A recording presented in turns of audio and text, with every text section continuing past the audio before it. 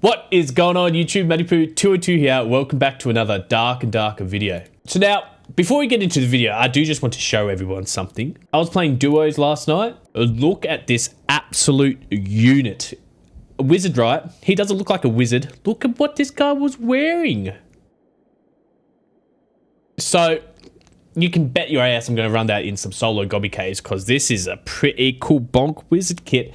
Anyway, the reason we're here today, I am making a wizard guide. So this is just basically going to be my top tips as a wizard.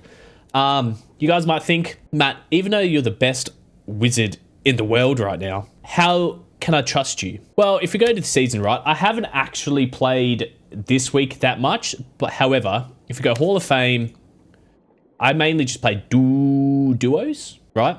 Don't worry about this one because I haven't played that much. Obviously, I'm at 16. However, if we just go to, let's say, last week, I was rank 7, 98 kills, and I was the #1 wizard for that week, right? So it's safe to say I kind of know what I'm talking about, right? So I'll basically go into how I build my duo kit, trio kit, and I'll touch on what I do for solos as well. However, there is a video that I'll link up here. This is my solo build that I do for every solos game. And then I'll go into some class matchups, and then I'll just go into some tips in-game that can help you maybe become a better wizard, right? Alrighty, so if we go into the kit, if I go here, I've made this kit. This is one of the kits I use.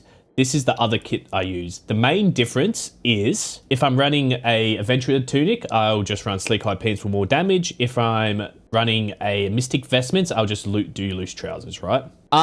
Health, I do like a bit of health, but it's not my main concern. My main concern is move speed.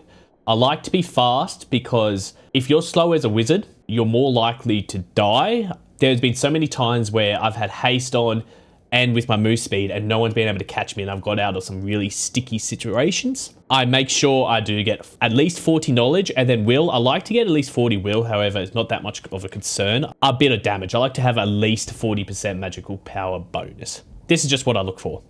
On all the pieces, again, Lightfoot boots. Every single build is always Lightfoot boots. As I said, you can either go sleek hide or loose. Always reinforce, just for a bit of health. Ring of Vitality and Ring of Resolve. If you have enough damage, I would swap out Ring of Resolve for Ring of Wisdom, right? Very simple. Adventurer Tunic, Mystic Vestments, those are really two I only use. I always use a Radiant Cloak because just to get an extra bit of cast speed. Necklace of Peace, always Necklace of Peace again, just for a bit of health. I always use Arcane Hood. And then with all the pieces that you can get additional magic on, I just get additional magic on it. This is simple. This is always what I do for duos and trios. I like to run at least above 80% cast speed. That's just me. You can deal with 75%. You can go higher if you want. That's up to you. Now, if you go to skills, these change depending on who I verse, right? I've been versing a lot of second wind fighters or Torture Mastery Warlocks are coming up again, which is why I'm running Fire Mastery. If you're not versing them often, I like to do Arcane Mastery. One, magic missiles do more damage, plus the instacast invis is extremely good. If you're good at spacing, you don't need to run this. However, I like to play aggressive with wizard, so the instacast invis does help me out a lot. However, quick chant for cast speed, always have this. Mana Surge, I always like this because more damage is just better. Ice Mastery is just so goated. Definitely run Ice Mastery. And as I said, Fire Mastery or Arcane Mastery. 10 spells, this is the spell setup. If I'm running with a Cleric or a Warlock that is melee, I usually swap out Slow for Ignite just to let them do some extra amount of damage. That's the build. That's the build I do for every single duos and trios. If I am running solos, I swap out Spell Memory for Intense Focus. I go Staff Mastery and Ice Shield. And then I literally swap out these two and I go Ignite there and I go Haste there. That's the only difference for solos. Again, video is linked earlier if you want to see out my solos build. Alrighty, next before we jump into some tips, I'll go through one tip I have for every single class just so you know what I look for whenever I'm first in the classes, right? So let's start off with Fighter. Don't get close, you'll win against Fighter all the time. If they have a shield on, just Explosion or Lightning Strike. Cleric, again, you will always win. Unless it's a cast Cleric, a little bit more risky. However, you should always win as well. Barbarian, this one is a bit harder if you're not ready for it or if they play move speed barb. However, always have haste up. That's very important. And second, and if they do their roars, you just run. Bait out their roars. Once their roars are done, they do significantly less damage. They're a lot slower and you're more likely to win. Now for Warlocks, if it's a bonk Warlock, again, just don't let them get close. When they phantomize, always have haste up and run. If they're Torture Mastery Warlock, play at a distance. Don't play at that medium to close range because most Warlocks have a lot of magical resist and you want to stay out of their curse range. If you stay out of their curse range, you will win. Again, this is quite hard. If you have Fire Mastery and you hit a few spells before they get one curse off, again, you still should just win. Against ranges, long distance, not good for you. Medium distance is ideal for you. A lot harder to hit shots, plus you will out DPS them because you do a lot more damage per spell than they do with a bow, unless they have overdraw, longbow, crossbow, anything like that, and they just one tap you. However, doesn't happen that often. Medium range is the way to go. For rogues, if they're a landmine and they get the jump on you, you can try and run, you can try and get an ice bolt off and gain a little bit of space. However, 9 times out of 10, you will die. That's just rogues at the moment. They will kill anyone if they get the jump on you. However, if it's out of invis or their shadow step, dodge the shadow step and you will win. If they're out of invis, you will just win as well because they're very squishy and don't have much magic resist. The druids are probably, in my opinion, the hardest matchup for me to deal with. 9 times out of 10, they'll do this dumb chicken panther jump thing where they're in the air and they dodge a lot of your fireballs.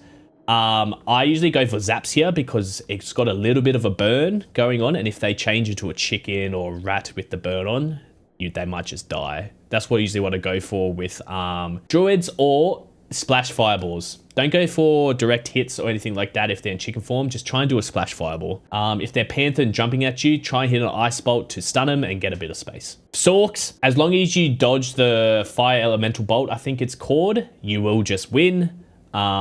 And just don't get stunned by the lightning, the ice lightning that stuns you. If you dodge those 2 spells, you will just win. And I think that's all of the classes, if I do believe so. Let me quickly just check. Oh, Bard, again, you will just win. Stay at medium distance. Don't go close, just in case they have dissonance, I think it's called, or the one that silences you. Play at medium distance. Again, not much magic resist. You will just win. Always have haste up in every single fight you go into because it is one of the most crucial spells because it gives you move speed as cast speed. It helps so much. Alrighty, so what we're going to do now is jump into some normals and I'll show you guys some tips and stuff in game that can help. Alrighty, first one is if you go to move spin, right, and I cast a spell, 216 is what I'm running at, right? What you want to do is whenever you're casting spell you're running, you want to jump and then cast. While you're in the air, you don't lose any move speed penalties. So if you're doing this, you're more likely to be slow and they're more likely to catch you if you're kiting. What you want to do is jump, cast, and then look. Very simple, but really get into a habit of always, if you're kiting, jump casting and turning, jump casting and turning. Especially with ice bolts, really good. Jump casting. While you're in the air, you don't get hit by a massive movement speed penalty. So highly recommend jump casting every single spell. Now, this is one of the things that I always do, and I'm trying to get myself out of it. I like to, whenever I'm casting and I cast a spell, I like to see it if it hits first before casting another spell. This is so bad, and it's put me in a lot of danger a lot of times. What you do is, let's say you cast a spell, you throw Ice Bolt. As soon as you throw it, immediately start casting the other one. What that does is, one, if you hit an Ice Bolt, you're going to get a bit more distance away if you have Ice Mastery. But again, you don't need to look to see if your spell hits. Trust in it. If it misses, so be it. You can cast another one a lot quicker. This is something I do all the time and I need to stop doing it, and I'm trying to train myself out of it. As soon as you cast the spell, just cast another one. All right, here's another thing that I do as well, and I'm also trying to get it out of it as well, so this is a very good tip. If, let's say they're at this wall here, I've got a bit of distance. What I do is I actually hold my spell and I press S waiting to try and hit them, right? S, trying to hit them, and I do this. That's not good because if I'm holding S and going back 230, if I'm holding a spell and pressing S, 173, I'm basically a turtle. Not good at all. What you should be doing is sidestepping so you aren't getting the massive movement speed penalty. So if I'm sidestepping and holding spells, it's 216 rather than 173. That's a lot of difference. Side, cast, side, cast. Very, very easy. Now, this is a very niche one, right? Because I literally just said, if you have a bit of space, sidestep right. However, if they are really close to you and you are sidestepping, you think about it. Sidestepping and they're right behind you. If you're sideways, your body is way longer than if you have your back towards them. So what you want to do is, if they're cast your spell, right? Cast your spell and then immediately turn behind you, cast your spell, immediately turn behind you like this. The reason for that is your body is much thinner than it is in length. You're less likely to get hit. This is, again, something that I do all the time. I go like this and I keep getting nipped in the shoulder. Doesn't do the most amount of damage. However, if they're that close, every amount of damage helps you survive a lot. And final little tip as well. This is niche one. Magic missiles has gotten kind of gutted. I just need to find a knowledge piece. So BRB while I find a knowledge piece. Alrighty, we can cast magic missile now. Perfect. So magic missile is weird, right? If they're close, it kind of comes down lower than what your hand is at. And this is very important. Now, if you're ever hitting a player with a long weapon, for example, Warlock with Halberd, Fighter with Longsword, Barbarian with Badish, doorways are your friend. There's been so many times where I've hit them with like 4 zaps or whatever, and I just turn and I just magic missile in the doorway. Unless they're a really good player, they'll still hit you. 9 times out of 10, they will hit the top, the side, hit the door, anything like that, and you get a full magic missile off. The tip is, magic missiles, when they're really close, if you're holding at their head, it's going to be hitting their chest. What you have to be doing is actually aiming to the left a little bit and up. So if I can get a skeleton to chase me here, I'll show you what I mean. So let's say this zombie is the Barbarian, right? You just finished casting and you're aiming for his head.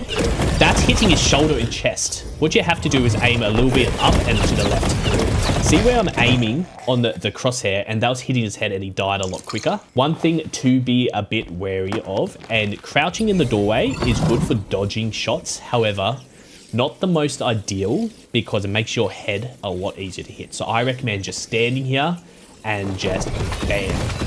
If you hit him with a few spells before, you will out DPS him, so just trust the process. That's the video. Again, a little bit rushed, probably not the most in detail.